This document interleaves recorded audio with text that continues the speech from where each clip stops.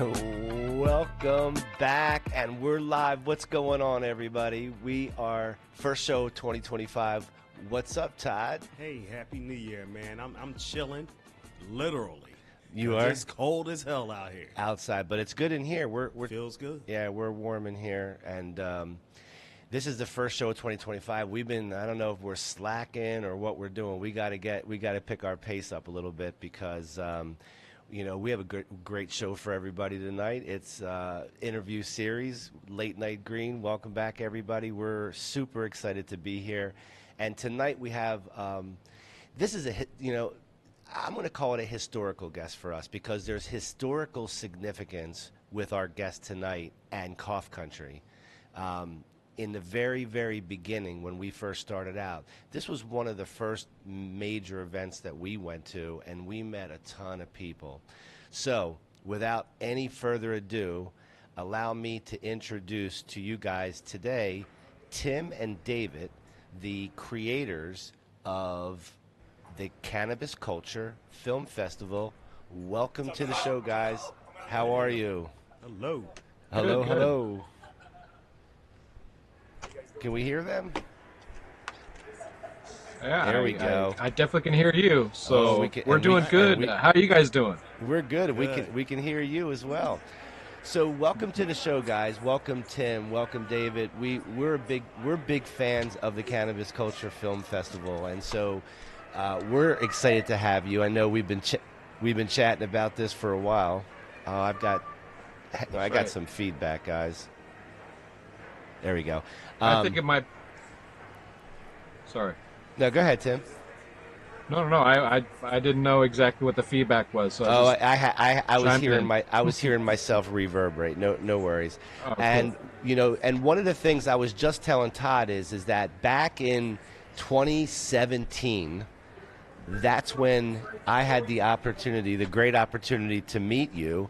And during that meeting, not only did I get to learn about you and the Cannabis Culture Film Festival, because you guys, certainly have a history that we're going to talk about tonight, but I also met a lot of people that I still have relationships with today because I met them in Brooklyn at the Cannabis Culture Film Festival. So you guys hold a special place in Cough Country. You guys have always been supportive of us, and we want to definitely do that with you guys. So before we get started, I've got a little bit of a thing from the past. I don't know if you remember this, but you were on Cough Country News back in 2017, and you were on the news show with Steve, and he interviewed you. Do you remember that? Oh wow, yeah, it was a while ago. There's been so much happening since then. So I know. So allow me to refresh your memory. So if I can ask the control room, if you can put the Tim old school clip on. Here we go. Oh wow. I'm surprised you remember. Let's roll it. A great guest today. It's Tim Madsen from the Cannabis Culture Film Festival. What's going on, Tim? How you doing?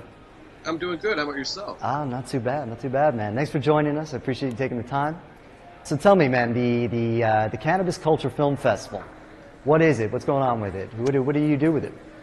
Sure, it's a touring cannabis-themed film festival that tours the United States from the East Coast all the way to the West Coast to extol the virtues of cannabis culture. Basically link filmmakers who are into making movies, especially that have a cannabis theme, with the general public, and hopefully we'll bridge the gap to a better world where cannabis culture is more understood. Amen. I'm all about it. So what's your part with the festival?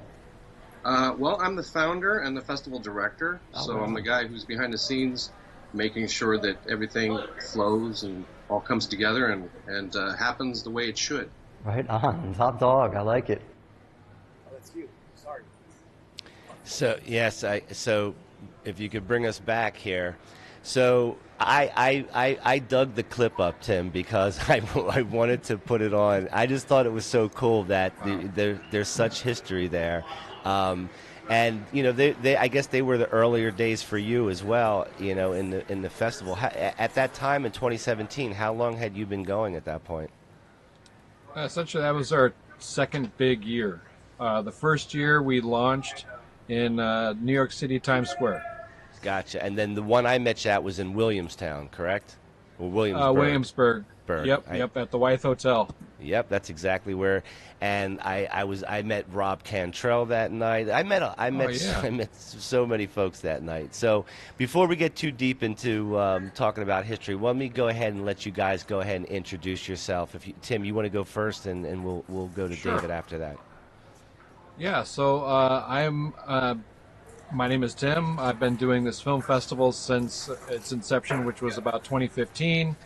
And that's when we actually kind of had a private launch, and then from there rolled it out and have been touring across the country with it, and trying to get in as many cities as possible. Before then, I've been doing film festivals since the late 90s when I was working with the Olympia Film Festival as their animation programmer, and had a lot of fun doing that. So ever since then, I've also started other film festivals that were more kind of family oriented, and one that was horror themed. But this one, I was trying to look for something niche, and nobody was really focusing on the cannabis aspect, because cannabis and movies kind of go hand in hand. And yeah, so here we are. they And do. David That's is true. a Never perfect saw a partner. movie. You never saw a movie. That's a Hey guys, fact. I'm David. Hey guys, I'm David. I've been part of the film festival since pretty much the inception with Tim, co-founders, and we've been doing this starting up upstate New York.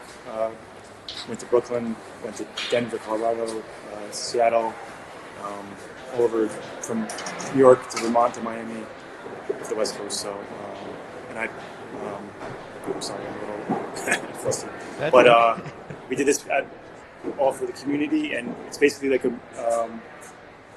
way for us to basically promote the plant, the legality of it, and also to basically uplift people and educate people on all the benefits of it, and help break down the stigmas that are associated with cannabis since 1937.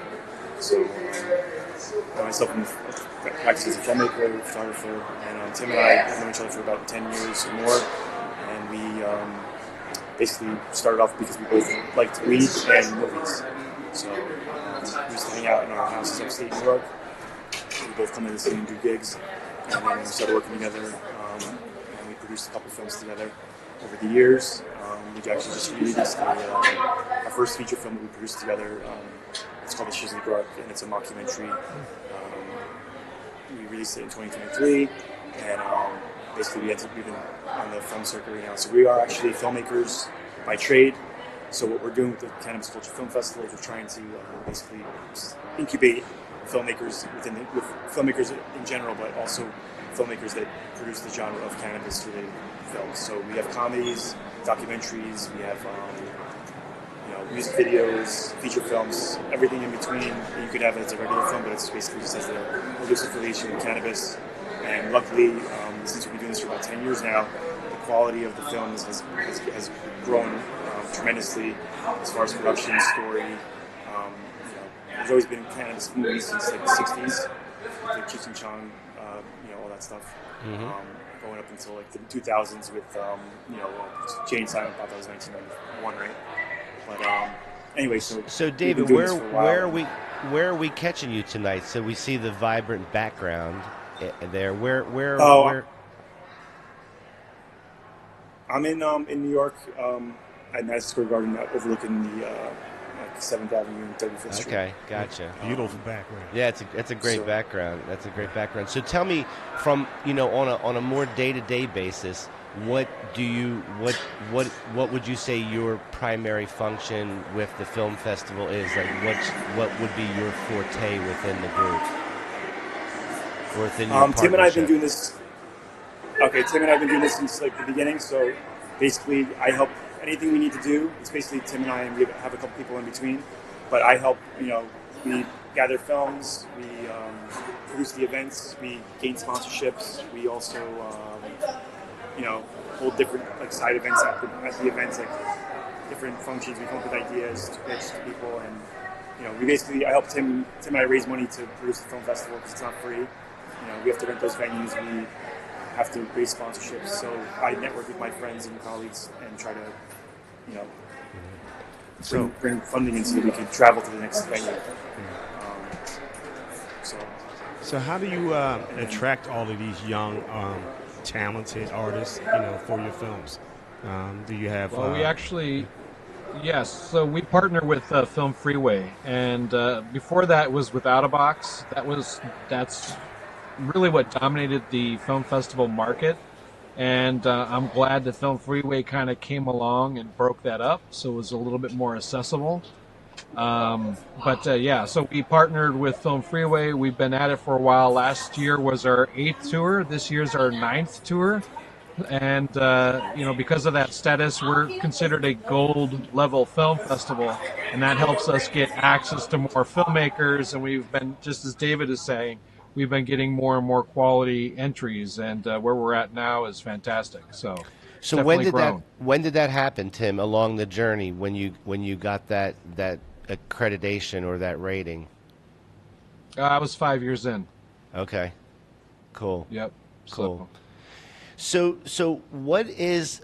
I guess let's kind of tear the process apart a little bit. And David, what we did is, because there's a lot of background sound, we muted him. But as soon as you're ready to talk, we'll unmute you. So don't worry, we got you. Awesome. So what would be like? What's the process? You know, for filmmakers who want to be in the film festival, like where does it start and how does that process look? So they basically have an account set up on Film Freeway, and that allows them to plug in all their films that they've been making. They would post their posters, their credit info, you know, director, producer, writer, and then your actors and things like that. You put a blurb, you could plug in a trailer. But from Film Freeway, they're able to access and browse multiple film festivals around the world and simply enter their film. So that's kind of where it is for us. So do any of these filmmakers that are specializing in cannabis films, do they really just focus on your film festival, or do they take it out into more of a mainstream audience? Oh, definitely. It's not all just us. They take it into a mainstream audience. Some of the entries may be very heavy on the cannabis theme, and so sometimes that might limit them in other film festivals. But we find that a lot of that kind of content doesn't get, you know, it doesn't always get turned down, and it will be in other film festivals besides ours for sure. And David, you were going to say something? I was going to say that we basically, you know, once we receive the films, we have a team of people that judge the films with us, and then once we accept the film, the next stage of it. So that helps you get more of the A-list artists, I guess. Yeah, and then once the film is selected by our team, we basically help them promote the film on with our social medias, and also basically during coming up to the day of the event, we make sure that we follow through with the filmmakers and make sure that they basically give us content to share and help market their films. So it's a pretty, I mean, it doesn't sound like it's a crazy amount of work, but it is, because it's a nail biter at the very end when you get down to the last week before the film festival, and we're making sure we have all the assets in order, and also to help them. So Tim, if you have anything else to add to that? That's exactly right. How many do you guys take? Is there a specific number that you cap this at each year? I know there's categories, but is there a overall number? Ultimately, it's a matter of how many days do we have to be able to screen movies, and that will tell you right there how many movies you can take in. Because if you get 2 days, you're going to obviously have more movies than you would if you just had 1 day. So really, that's kind of the limiting factor. And since day one, we've had amazing films, by the way. It's not like we're just getting great films now. We've had them since the beginning, including films from notable filmmakers with big filmmaker fathers. So, I mean, I remember everybody raving. Like you said, that was your second one that you did that I met you at, and people were raving about the films then. And we're talking about 7 years ago or 8 years ago. So that, I mean, I think that certainly speaks for itself. So for our audience who's never been to a cannabis culture film festival, could you describe what it would be like for them to attend one of these, and how long is it, and how do they participate, what can they expect, things along that line? Sure. So, in regards to this, yep. So, go ahead, David. I was going to say, I think it really depends on which film festival you attend, because we travel across the country in different cities. Wherever we get sponsorships, we travel to those cities and we try to cater an event based on the situation in the city that we're in. So also it depends how much sponsorships we raise so that we can hire teams, and also a lot of times we have comedians and bands that play the festivals. So it really depends on which one you go to. Tim, if you can add anything to that. No, totally. In regards to the festivals, not all of them will have comedians, not all of them will have live bands, but for the film festivals that we can raise the money to be able to get that included, yeah. We'd always like to have comedy included, because Rob Cantrell and a team of comedians would, I'm sure like to get more work, but we got to be able to pay them. So not every film festival, but we try to. Gotcha. So, and how long is it? Do you have various viewings? What would be like a typical cost that people can expect? How long would they expect for their viewing to be? Just in general, just so folks have an idea of what, when you get to their city. It's the same as going to the movies, man. Like when you go to the theater after you've burned one or whatever you're doing. It's like it's like a $10 to $20 ticket. For us, it's about average 10 to 15 per screening. But what we will do is we'll have like a feature film, and then we'll have a short film program. And the short film program is about anywhere from 10 to 20 short films. And it's the same price as attending a feature film, because it's about the same length, which is about an hour and a half, maybe an hour and 45. But it usually wraps up around the 2-hour mark after we've done a Q&A with the filmmakers who are in-house with us. And then we reset and get ready for the next screening. And you do it again. We do it again. So for the first night, if we did a 2-day event on a Friday, it would open, say, around, we do a red carpet and have a band, and then kick off with the host. And then the first screening would start at 7, wrap by 9 o'clock, and then by 10 o'clock we're doing like usually most often is a short film program, but sometimes it might be 2 features. The first night, the next day will be a feature, a short film program, another feature, and then 2 short film programs, because what we've found is that short films tend to have more of an audience. There's a lot more draw to what it is, and there's a lot more variety. And there's a lot more filmmakers that are involved who also bring their people as well. Gotcha. That's true, because I was looking at a couple of your films from your artists online, and I quickly went to the short ones. There was one like 14 minutes or something. That's because you have a short attention span. Well, I do have ADD. So, a lot of like people do. Notes. You're not alone. Yeah. Can I add something into it, guys? Absolutely, of course. So basically, the last one we did 2 this in the past few months. We did Camden, New Jersey, and we did Brooklyn. But the last one we did in Camden, we actually expanded on the platform, and we added in a script pitch for filmmakers, and we also had a couple of speakers that were in the cannabis community, influencers that were pretty well to do, and with a following, and they basically helped us. We helped them.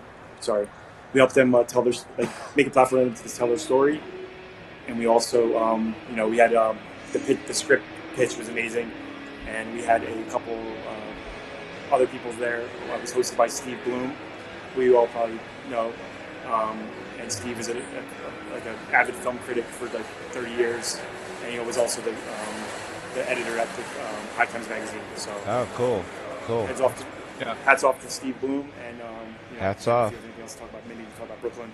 Actually, we're literally sending him an award for being our best host, and he was an amazing host at Camden. Thanks, definitely for mentioning that, and also mentioning the Stoner movie script pitch session, because that went very well, and we're definitely going to be doing more of that. That's where basically filmmakers could bring a script, and pitch it, and get live feedback from filmmakers and people like Steve Bloom. We actually had a few producers in the house who were listening, in addition to Steve Bloom, to our script pitch session in Camden, and had some pretty awesome scripts that were being pitched. I'm hoping that at some point they get the funding they need to get made, but that's another thing, another stage where we'd like to grow this is what we'd like to do is not just do the script pitches, but the second stage, which is provide, an avenue or a resource to be able to get funding so they can actually make these movies happen. So when they do this pitch, do they do the pitches privately with you guys, or are the pitches at the film festivals so everyone can contribute an opinion? Yeah, It's at the actually part film of the, festival, and part so of the- Go ahead, David. It's actually part of the film festival, and we have different screenings throughout the day. So we have different timings for screenings, and we have breaks in between. So in the morning of the second day of the film festival in Camden, we had a 2-hour session with about 10 or 12 filmmakers, and got some amazing pitches. So Tim, I don't know what else. I love that idea because basically getting the feedback on the early end, on the front end. I mean, that's going to help them and guide them, and frankly, at the end of the day, get better movies produced by having that invaluable feedback, right? Yeah, that's pretty cool. Let me ask you guys this: how often do you see the same filmmakers coming through each year, or is it a one and done, or is there once they're in, they keep contributing and submitting? not often, but we do have a few filmmakers that have returned with their entries, and now we actually in Brooklyn had an amazing short animated film that won Best Animated Short, called I Am Duck, and he is super excited about continuing on with us, and he's got another project already in the works, and he's like, hey, I want to screen it with you guys, so I'm pretty excited about that. That's awesome. That's cool. And so we are going to do some screenings tonight, and that's something that we're going to be able to show everybody, and you guys are going to be able to give us a little bit of insight on those. So I'm actually really excited for that as well. So how many different, what type of genres do you encounter or have you encountered over the years? Or, because, I guess cannabis content's no different than any other content. It's just, it's exactly that. You got literally everything: documentaries, dramas, lots of dramas, horror, plenty of horror, obviously comedy. It's across the board. Are any It's like David was genres, saying too in music videos. I'm sorry. Are there any genres that are more popular than others, would you say? Let's say if you want to promote a film, what would be definitely. Easier to promote? Documentary has a lot of legs, and in regards to comedy, if you know exactly how to reach the audience, that seems to connect really well. We would like to see more cannabis action films. Cannabis action films. All right. Which we actually did. Remember, David, Dark Harvest with Cheech Marin? Oh. Yeah, so that was back in the day. That was about the time I think that you were there. It was because that was something that we would have screened in Brooklyn for sure. Yeah, that's super That's cool. funny because, about 10 minutes ago when you guys were talking, and we're talking about films, and I was thinking about, what kind of film would I make? And, action film would work. Because my thought was a marijuana truck, a bag falls off, I grab it, and now I'm running with 10 people behind me. Okay. And that's how we start. Well, see, I think we have a junior filmmaker in the making right here, guys. I really do. So I'll tell you what. There's AI tools right now that you can actually make that whole thing happen if you want. Hey, we'll be back. Tim, don't tell him that. Let's make him work for it here. I don't think you should get to start with AI right away. You know what I mean? I think you should earn your way to AI. All right. So here's what we're going to do, guys. We're going to take a real quick commercial. It's probably like a minute and a half or so, and then we'll be right back. I think there's even a scene in the commercial. I don't know if we've got the Rob Cantrell one pulled into this, but maybe we do. But let's go take a commercial right now, and we'll be back, and we'll start taking a look at some of these films, because I'm excited to do that. You excited? Oh, yeah. All right, let's go.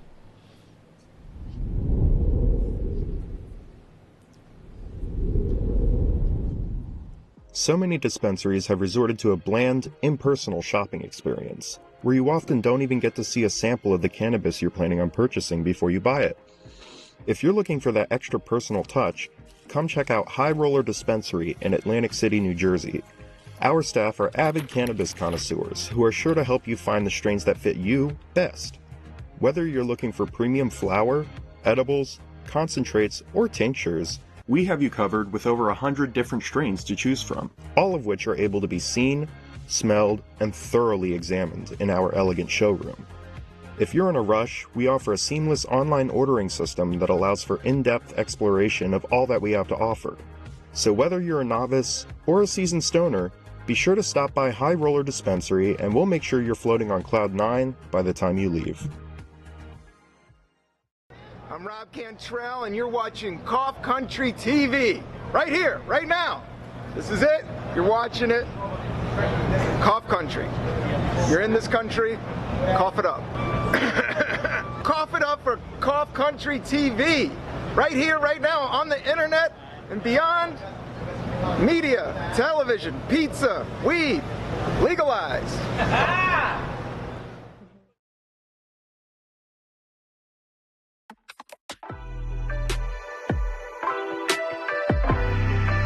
Right around here, 15 inches, maybe if you're younger, you go up to 19 inches, you know?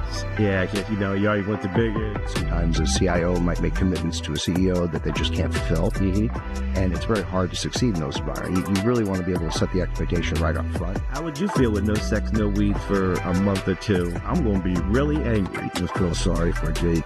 Yeah, Jake's going to get fucked up. Wow, this is yeah, Phil. Yeah, for this is all you. This is the Cough Country OG pink hoodie.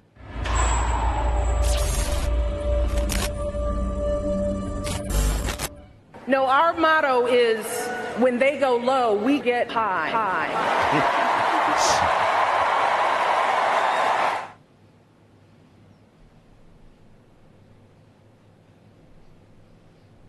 And we are back.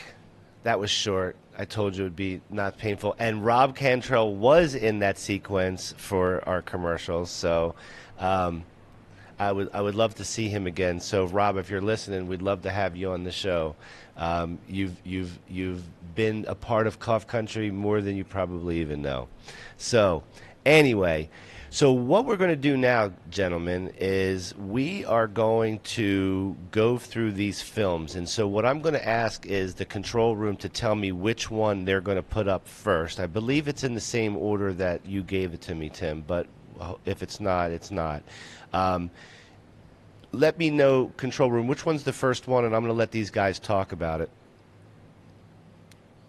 Criminalization of America. That's up first. So tell us a little bit about what we're going to see with this one.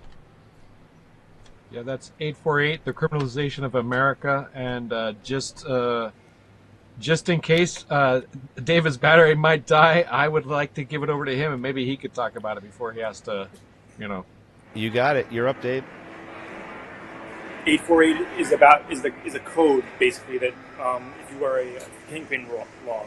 So basically, if you're considered a kingpin by the federal government, you basically get a life sentence. So this movie is basically about people who were involved in that industry back in all the way going back to the 50s and 60s, but the ones that are still locked up from the 80s onward basically were locked up for life. So this movie is about a couple of the ex kingpins that basically got out, and they were able to basically. Sorry, I'm ruining it, but they basically were able to help them get released early. So this movie is about features Rick Ross is one of the featured people, and it's about how he helps put them get out of prison. So, if there's anything else you guys have to sorry. No, it's definitely exactly right, and it's also pretty emotional because you see these people who are clearly being targeted, clearly being criminalized, and it's heartbreaking. So yeah. All right, well let's put that video up. Yeah, there you are, Tim. Let's go ahead and put. I know. Let's put that video up and let's let the audience take a look at it. I'm excited to see it. Cool. 21 U.S.C. Section 848. The section numbers of a federal criminal statute. And 848 is the number for the federal Kingpin statute. Accuses a person of being at the apex of a drug organization. At 848, they have to prove that it was at least, I think, 4 guys work for you. And in some cases, you got to show that you made at least $10 million in a year. That statute says if you're the principal administrator of a criminal enterprise that grosses $10 million within 12 months. It was a natural life sentence. And it carries a life sentence. A mandatory sentence of life without parole. Natural death, life with no parole. How much money you can make where somebody could tell you that you have to spend the rest of your life in jail? Like, I don't know what that number is. I don't think there is a number. That's powerful. Wow. That's powerful, for sure. That's powerful. So that is obviously a documentary, Tim, correct? Yes, it's a full feature-length documentary, about 85, 90 minutes. And if someone from our audience, or like myself, wants to see the full video, where would we go ahead and do that? I would probably search it out on YouTube. I don't know if they've released it there yet, but they're putting a plan in place, and at some point it will be streaming. So, okay, yeah. You know, I never knew what 848 was, and I'm glad I don't. Right. Yeah, right on. Now that was really good. I thought that was really good. What's the next control room? What's the next one? Higher spaces. Oh. Higher space. Higher space. Mm-hmm. Yes. Tell us about Higher Space. So Higher Space is a short film. It was definitely a fan favorite or audience favorite. And it's wild. It's almost like think Henson's on acid. Henson's on acid. Okay, I like that. So or Muppets, which I don't want to defame the Muppets because that's actually what brought me to New York City, was doing avant-garde puppetry, and I actually got to go to the Muppet Workshop when it was still in New York City. So. But yeah, anyway, in regards to it, it's crazy. It's definitely worth watching. All right, well, let's take a look at the preview. Roll it.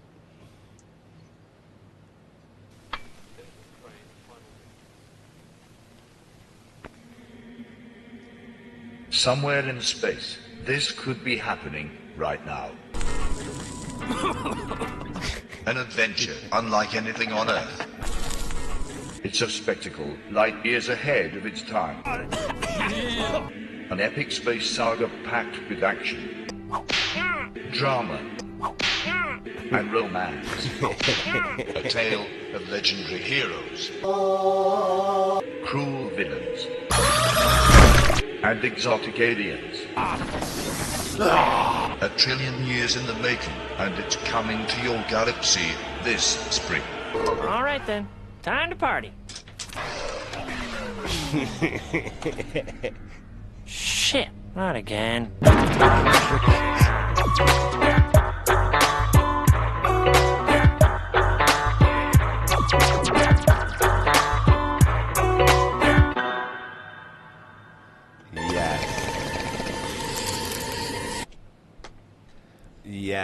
Yes. Yeah. I fucking love that one. I love that one. Watch that. That was definitely, like I said, it was a hit, and we're looking forward to seeing more from those filmmakers. And they actually won an award when they screened that one the first time, which we screened it a second time in Brooklyn in December recently. But before that, we gave them Best Short for sure. How long? That is a short film, and so a short film would be considered a film under what? Anywhere from 3 to 40 minutes, essentially. Gotcha. So that is, I think that short was about 8-9 minutes. Gotcha. I thought that was fantastic. I like that one a lot. We need to sit down and watch that one. Man, let's get to a higher space. Let's go. Let's get to a higher space. All right. And what's next on our list?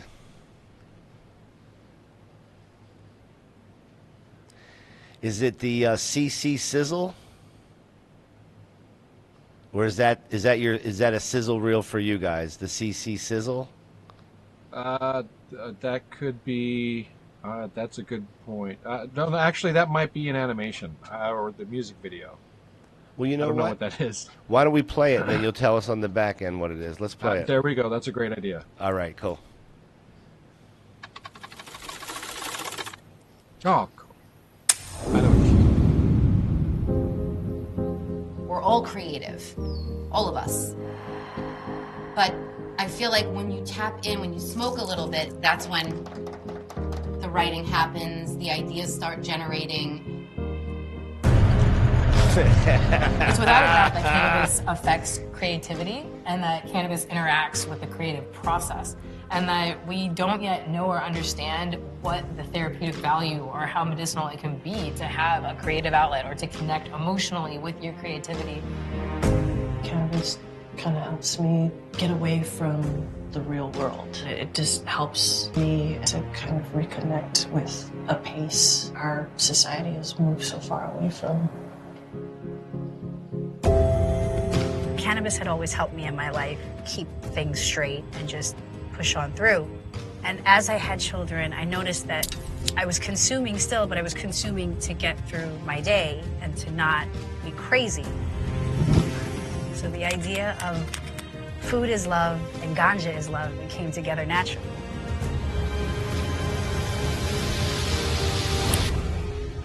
It helps to kind of process emotions from a higher point of view. So you start to develop a vision. We have conversations about weed all the time. It is a drug, and you have to be careful about it and how you use it. The cannabis experience is not goofy anymore. The branding for cannabis years ago was just like, if we're gonna have a conversation while smoking, it has to be funny and silly. And now you see like actual adult professional people who are not goofy. Like, we're also goofy, like it's a part of us, but cannabis is just there like tea would be there, or like your glass of whiskey would be there, and just listen to people and talk to them about wealth, about art.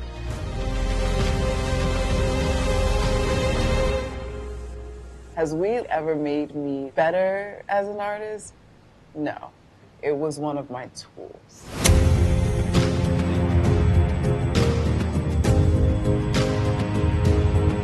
Cannabis plus creativity. Now, I like that a lot, and I'll tell you, I'll let you talk. I want you to tell us about this in a second, but here's what I like about it from my perspective. They address the creativity issue, and you don't hear a lot of people talking about how cannabis it's just a massive enhancer of one's creativity. The other side, not just sitting around getting high. Exactly. But producing. Yep. And then the other part of this that I thought was really cool as well is that, they're talking about what we're here for. We're here about taking mainstream type of media without it having to be on the edge of being stoner-ish or what you perceive as stoner-ish, and bring common acceptable formats of television with a cannabis twist to the public. And this, we hope to be as transformative as what they're talking about in the film, because that is where it's at, and that's where we're moving towards. So, Tim, tell us about this film. Sure. So that film screened at our Brooklyn event, the Cannabis Festival screening, and they won Best Documentary Short. That is, let me get the filmmaker's name. We're literally about to send them awards. We have the plaques that I just finished. So 1 second. I should have actually had this all up here. Take your time. But yeah, so it's a short documentary. She works on other projects as well, but this one was fantastic, and we were very happy. Her name is Elena Frankel. I'm saying that wrong. Elena Frankel. So, Gotcha. And yeah, fantastic mini documentary, and Very highly good. recommend seeing it when you get a chance. And again, where would one go to see that? Again, so in regards to the filmmakers, not all of them have websites, so it's not easy to kind of just send you off to like a URL. It's the same thing again with YouTube, hoping that maybe at some point the filmmaker will release them on YouTube, which most often happens with short films. But sometimes they might have other plans for them, you know. Gotcha. I don't know if shorts are viable on streaming as well as they were before, but yeah. Yeah, I mean, listen, I don't know how these guys monetize these short movies, but, you know, these are things that, I mean, I would pay to watch these things. Oh, yeah. For sure. Entertaining. So, shit, maybe there's a conversation for us to have down the road on how to get some of this content out. But real quick, and I hate to do this, but can we go back to that last film before the documentary, the one that we found so entertaining and funny? Tell us about that, about the filmmaker a little bit with that film, like, because you've got to have one heck of a creative mind, really creative mind, to be able to put something like that together. Well, you know, puppeteers are.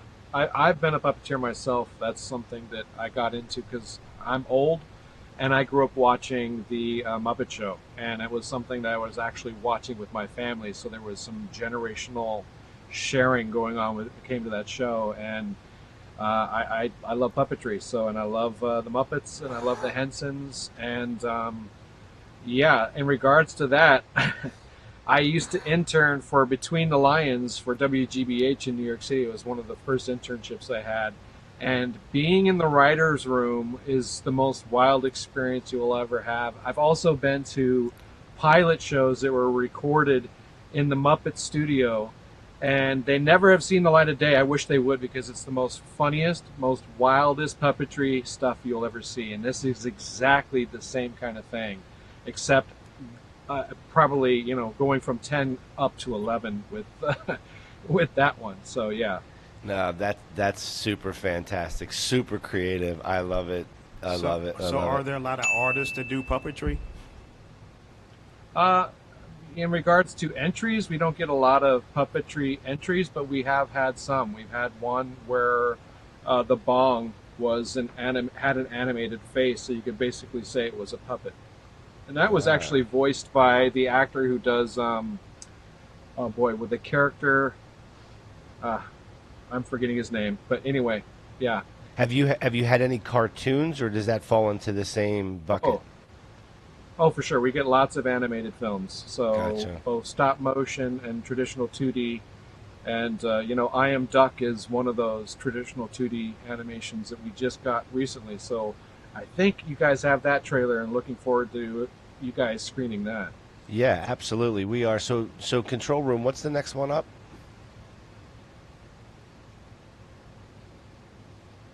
I'll Be Seeing You. Oh, cool. This is a music video by my friend in Germany, Jürgen Kling, and his studio is called Weirdo-mation, and he's currently working on another project, but this is a music video for a band called Jughead's Revenge, and it's awesome. This guy is a fantastic stop-motion animator, and the full film is available online. Just look up Weirdo-mations, which is WeirdoMation on YouTube, and you can see the whole short. Awesome. So let's go ahead and roll that.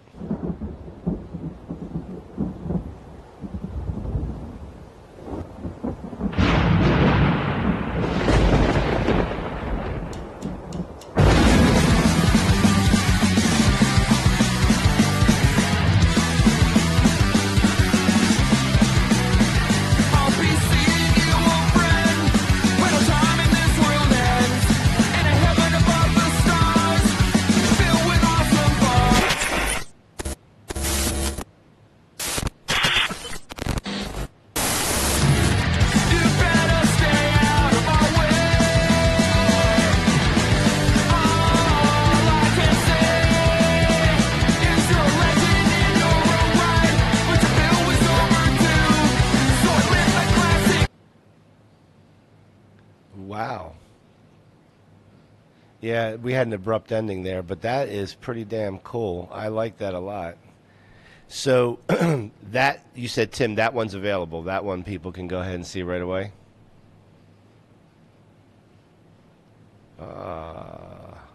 Tim's froze.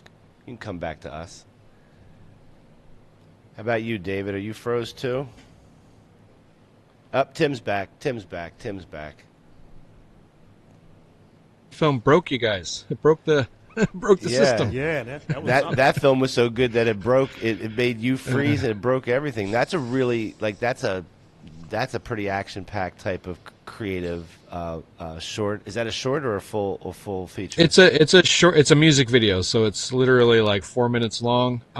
But the animation's so fantastic that he has animated it to the point where it looks like it's real. So it looks like this tiny skeleton has come to life and is skating and just trashing a graveyard. And it's he's very talented. He's an amazing stop motion animator.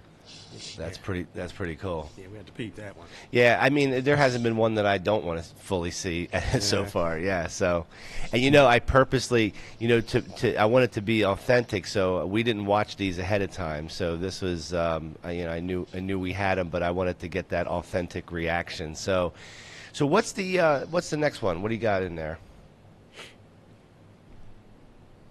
Say again. Nisha?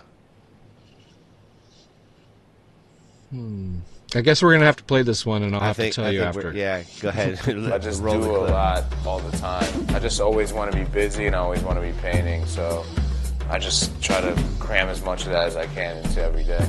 Besides the world and taking over it is what's next. My name is Misha Tatunik, aka M. and I'm a painter, muralist, illustrator, and designer. I believe that what I do is a form of meditation. Art is a form of meditation. Painting is a form of meditation. It is part of my daily routine, part of my daily schedule, part of the meditation that is art. Anything repetitive that yields some type of result, it helps me open up my mind and, release the creative juices and get things going. Cannabis influences my life on a daily basis. I often use it as part of my ritual and routine before I paint or during the paint, something that focuses me, something that gets me in the mood, gets me going and doing a lot of creative things. Cannabis is definitely a big part of my life. It definitely smooths over the rough edges. It's a beautiful thing.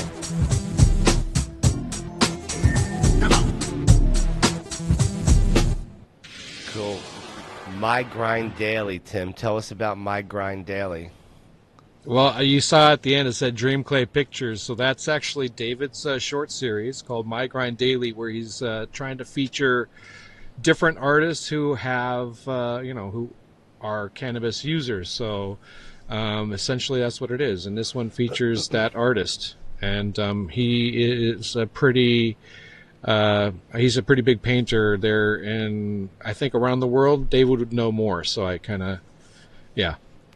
Well, I tell you what kind of struck me during it is it kind of reminded me. I don't know, and Tim and David, I don't know if you remember Kevin Meaney, the comedian, but we did some work in our early days with Kevin. We were up in Connecticut, and we were there we actually rolled into the town. They were having something called Starry Nights. And Starry Nights was in Connecticut in the community. There's a small community, and they turn it into it. And they have an art gallery, and they do a lot of the businesses all participate in this evening. So we go up to the art gallery, and Kevin starts asking questions, and he asked the artist. He goes, "So how's cannabis influenced your painting?" And he goes, "Man," he goes, "that's a really weird question." He goes, "Well, if you really want to know, go inside and look at the art."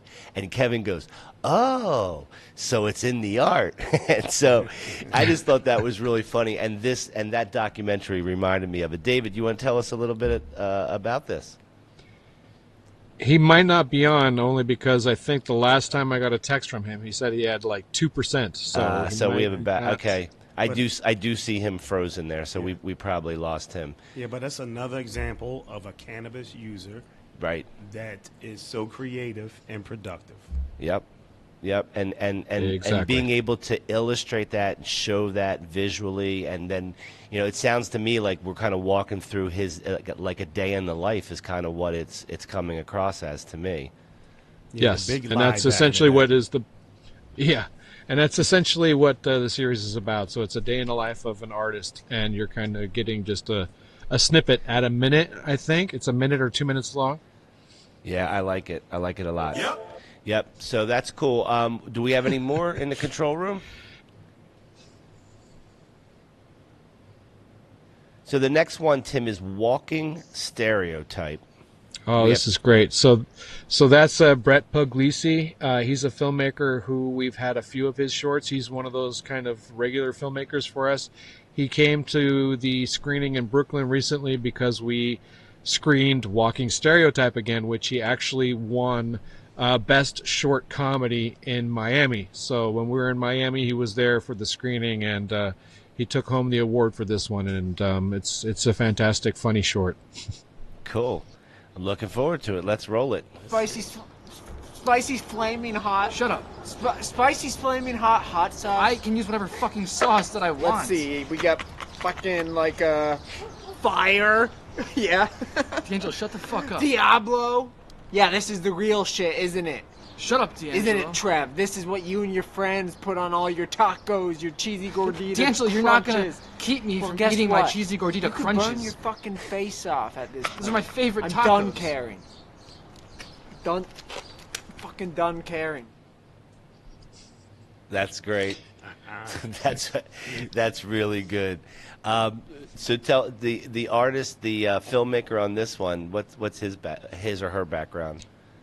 They're essentially, I believe, when it came to this short film, they were just out of college, and I'm not going to quote myself on it, but I believe he went to college for filmmaking. But his friend Joel there is a pretty notorious, I guess, YouTuber. But that's kind of what they do. They just get together, have some fun, and make shorts. But this one is definitely keyed in, and yeah, you guys should seek this one out. And more than likely, I believe this is available on YouTube, so you just seek out the title of the film. I'll be seeing, or sorry, listen to me, Walking Stereotype. Yep. And the full short is hilarious. It just had me rolling. That I'm 100% in on that one. I like the acting. Yeah, these guys. Yeah, it's like watching your friends argue about weed and stupid shit like sauce for your burrito or gorgito. And or whatever that else. filmmaker did another one called 420 Club, and that was totally all about friends getting together on 420 to celebrate the holiday. And there's a lot of dynamics. So he was actually able to, that was his second entry to our film festival, and in that one he had a lot more people involved, and he's a pretty talented director because he was able to demonstrate that he can get all these people to work in a way that pulled off a decent comedy short. So yeah, we're looking forward to seeing what he does next. Yeah, that's really cool. That was enjoyable, and we're definitely going to check that out. And listen, I'm hoping that we can feature some of these filmmakers on our show and be able to do some interviews with them and learn more about, how they got to where they are. I'd love to hear some of the backstories on this. Yeah, what's the grind like? Exactly. Yeah, exactly. That's something that we could probably set up, because this year we have some more tours in the works, and maybe that's something that we could situate, because it would be good for another good opportunity for the filmmakers to be able to present their work. Yeah. So you work, Tim, you work off a calendar year. So what we're looking at is all the 2024 entries, and then there's all new ones coming out for this year. Is that how it works? Yeah. Yep. As soon as we start opening for submissions, which we haven't done yet, that's when we'll start receiving new entries. Gotcha. But there are filmmakers that we do work with. Brett has already said, which, Walking Stereotype, that he'll more than likely be making another entry. And definitely Nick will, I Am Duck, which is coming up. He has a new one, and we're looking forward to that as well. Awesome. Awesome. Yeah. So, yeah, we're looking forward to it as well. So we have one more, I think. What's the name of it? The Podcast. Oh, okay. Yeah, so The Podcast is a comedy short. That was it's a fantastic short that they are looking to turn into a series, and I'll just let the trailer kind of speak for itself and then talk more afterwards. That's a good idea. I like when you do that. Let's roll it. Dude, first podcast. So much fun. It was awesome. Yeah, we killed for sure. What the fuck was that? What is this I'm hearing about a podcast? I just don't know why Richard was so upset at us. You guys gotta be on your best behavior. Is it really even that bad? Like, Yeah, it's really bad. Word has gotten around. What are you talking about? At least you both can see what the problem is. It's racist. what? What the fuck is this? I am gonna get fired. I'm just really happy we're doing this podcast with you.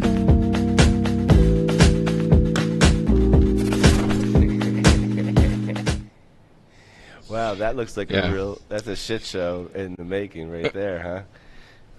That's like 20 minutes, by the way. So that's one of our longer short films. But they're trying to turn that into a series, and I think that they could definitely do it. Their blurb is, in the aftermath of their first podcast recording, best friends Nick and Garrett try to make the most out of getting canceled.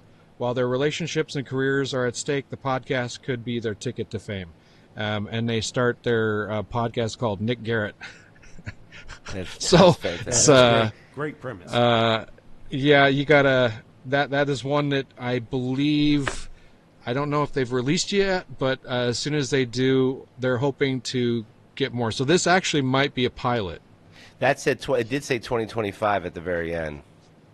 Yeah, so they're trying to get some networks interested, so we'll see if that might be the way they go, which would be great if they do. Man, that's awesome.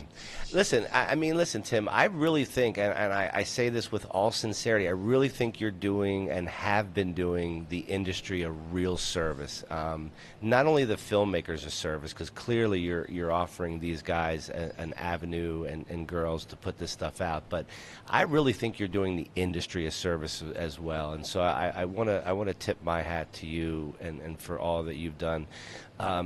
Thank you. You know, and super supportive and so forth with Cough Country, like over the years. So we really appreciate that.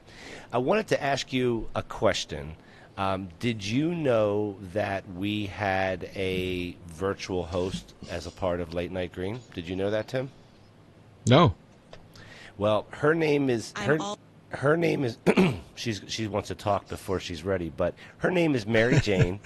Her name's Mary Jane, and I want to introduce Mary Jane to Tim. Mary Jane, meet Tim. He's the founder and one of the founders of the Cannabis Culture Film Festival. Meet Tim, Mary Jane. Hi, Tim. It's great to meet you. Your work with the Cannabis Culture Film Festival sounds amazing. Well, thank you. So that's very sweet. I don't know if you can hear him, Mary Jane, but he said thank you. Can I know you had some questions for Tim. You want to go ahead and rip one off? Sure. Tim, what inspired you to start the Cannabis Culture Film Festival?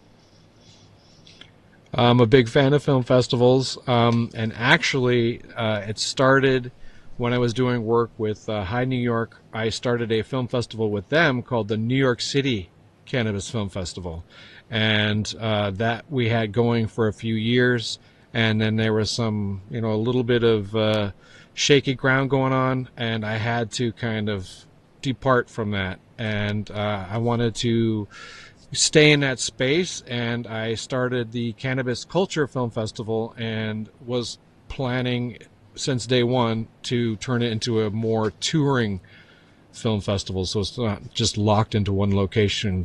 Just a better way of being able to spread these movies around the country, and then hopefully, if we're able, which we do, multiple screenings in a year, we return to the same location, so it is annual in some places like Brooklyn. Awesome.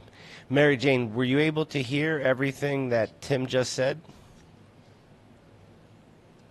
Yes, I caught that. It's really interesting to hear about his inspiration and journey. Awesome. Do you have any other questions, Mary Jane? Yes. Tim, what do you see as the future of cannabis culture and media? That's a great question. Right now, I don't know. I don't know if it was rescheduled or not. I believe that, where it's at right now is still precarious, so more than likely it'll be continuing on as the way it is. As far as changes, if cannabis ever becomes fully legalized and gets treated like alcohol, which I think might open things up more, because then you could start advertising, because when it comes to cannabis, you're not really seeing a lot of cannabis ads out there, but that's because of all the regulations. And if it was to be legalized, maybe you would see more. So it would give opportunities for video producers to produce that kind of content. It would also mean that maybe networks might have short film programs, maybe they are themed in the same vein. But that's a long way off. So right now it's going to be continuing to see these kind of films in art houses and cinemas that get rented out by people like me to bring them to your community, so that way you can enjoy them too. Well.